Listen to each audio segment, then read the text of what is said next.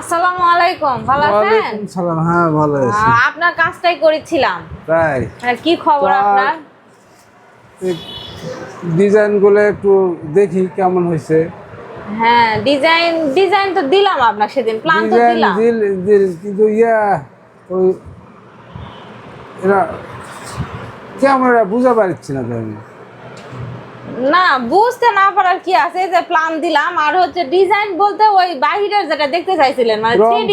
রং 3D আবার কি? 3D, হ্যাঁ হ্যাঁ 3D বলতে এই যে মানে বিল্ডিংটা কেমন হবে, মানে বিল্ডিংটা হওয়ার পর রং বার্নিশ করে কেমন হবে। দেখাও দেখি। এই যে মানে এরকম আমার এই যে কম্পিউটার উপরে আছে এরকম, মানে এটা বলে 3D।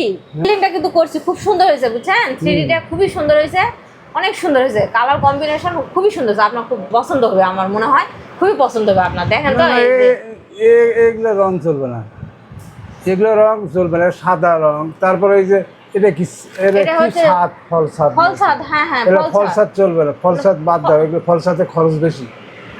আর এই যে গ্লাস দিছে, গ্লাস এলে ছেলেপেলে ঢেল মেরে ভেঙে ফেলে দিবে।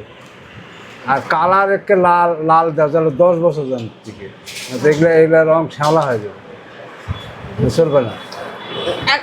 মানে সাদা কালারই তো ফর্মাল, আর মানে ফলসাদ তো আপনার দেওয়া লাগবে। ফলসাদ দিলে আপনি যদি এর উপর আপনি এসি লাগান, তাহলে এসির যে বক্সটা এসি পরে ওটা রাখতে পারবেন না, ওগুলো দরকার নেই আমার। ওগুলো বাদ দাও, ওগুলো বাদ দিয়ে প্লেন করে করো। তাহলে এই রং আপনার পছন্দ হয়নি, দেখেন অন্য একটা রং করছি, সেটা আপনার পছন্দ হচ্ছে নাকি? দেখেন দেখি। না না, এটাও আমার হবে না পছন্দ। একবারে সাদা রঙ হয়ে গেছে, এটা লাল রং করো, লাল রং করো যাতে বেশি দিন টিকে।